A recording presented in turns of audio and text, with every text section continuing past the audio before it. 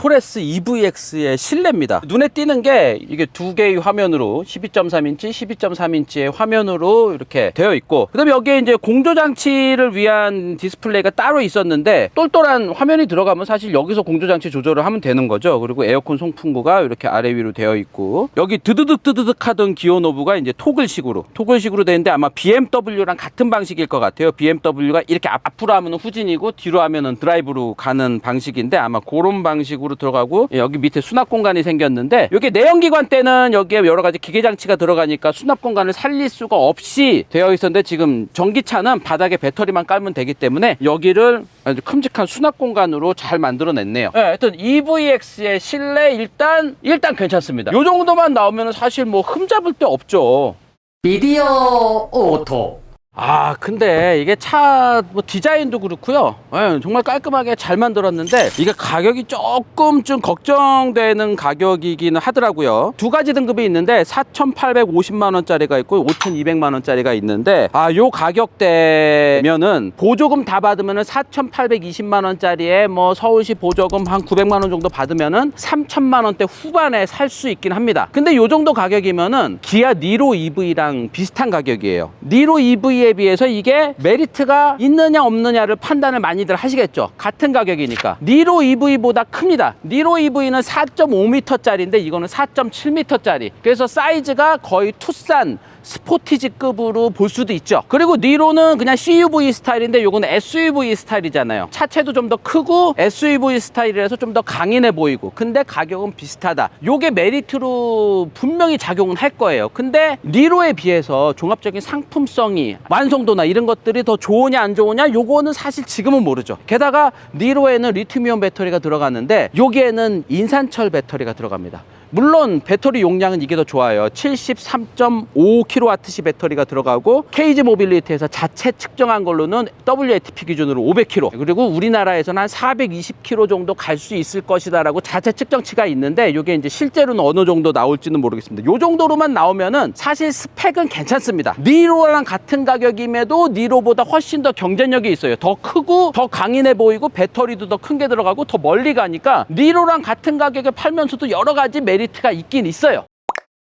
근데 이 인산철 배터리라는 거를 우리나라 사람들이 처음 써보죠. 지금까지는 다 리튬이온 배터리만 썼었는데, 인산철 배터리, 중국에서 만든 인산철 배터리에 대한 약간 걱정, 우려, 이런 것들이 없을 수가 없죠. 특히나 인산철 배터리는 우리나라처럼 겨울이 좀 추운 나라에서 겨울철에 특히 이 스태미나가 잘 안 나옵니다. 그러니까 겨울철에 나는 주로 차를 좀 많이 타야 돼, 이런 분들은 인산철 배터리로 되어 있는 뭔가는 좀 피하시는 게 좋죠. 그걸 제외하면은 상품성이 니로에 비해서 뒤지는 거는 거의 없거든요. 디자인도 뭐 니로에 뒤지지 않는 디자인에, 그래서 저는 이게 뭐 어느 정도 얘기는 된다고 봅니다. BYD에서 공급받은 인산철 배터리 들어간다는 게, 인산철 배터리 안 넣고 비슷한 사이즈의 SK온에서 배터리 공급받아가지고 했으면은 이 가격에 못 맞췄을 거예요. 지금 이 가격도 그냥 토레스에 비해서는 거의 1,500만 원 가량 비싸진 가격입니다. 전기차 시스템 넣으면서, 전기 배터리랑 전기 모터 이렇게 넣으면서 더 비싸진 거예요. 요거를 기존의 코란도 이모션이랑 비교해 보면요, 코란도 이모션이랑 전반적인 구조는 비슷합니다. 여기에 충전구 있는 것도 비슷하고요, 그 다음에 전륜구동 구조인 것도 코란도 이모션이랑 비슷해요. 그러니까 코란도 이모션을 만들었던 거를 많이 참고해서 많은 것들을 업그레이드해서 만든 차라고 보시면 됩니다. 코란도 이모션은 140kW였죠. 그러니까 190마력짜리 전기 모터가 앞에 있었습니다. 근데 요거는 파워를 좀 올렸습니다. 150kW, 그러니까 201마력짜리 전기 모터가 요 앞바퀴 사이에 이렇게 들어가 있는 전륜구동 구조의 이런 SUV 전기차예요. 그리고 코란도는 배터리가 LG에서 공급받는 리튬이온 배터리 61.5kWh 배터리가 들어가 있었는데, 여기는 BYD에서 공급받는 인산철 배터리 73.4kWh. 배터리 용량이 10kWh나 더 큰 배터리가 들어갔다는 거는 주행 가는 거를 보면 한 50km, 60km를 더 갈 수 있는 거리거든요. 그러니까 이거는 상당히 메리트가 있죠. 자, 게다가 이 디자인, 이 앞에 디자인도 딱 전기차스럽게 토레스 디자인을 그대로 썼으면은 이거는 좀 내연기관에서 올렸는데 좀 전기차스럽지 않죠라는 말씀을 드렸었을 것 같은데 이거는 딱 전기차스럽게 디자인을 했어요. 네, 그리고 헤드램프는 밑으로 뺐고 헤드램프 겉에 이 커버도 붙였어. 지금 토레스 막 뭐 눈길 달리면 뭐 눈이 여기 쌓인다 뭐 이런 단점도 이렇게 해소를 다 해서 전반적으로 상품성은 크게 문제될 거는 없어 보입니다. 요 정도면은 사실 적절한 가격이 아닐까. 인산철 배터리가 겨울철에 좀 스태미너 떨어지는 거, 물론 히트 펌프가 들어가서 겨울철에 문제 생길 만한 것도 많이 보완을 했다고 하는데 히트 펌프 있어도 인산철 배터리는 겨울철에 조금 리튬이온 배터리에 비해서는 조금 문제 있을 수도 있거든요. 이런 거는 좀 감안하셔야 됩니다.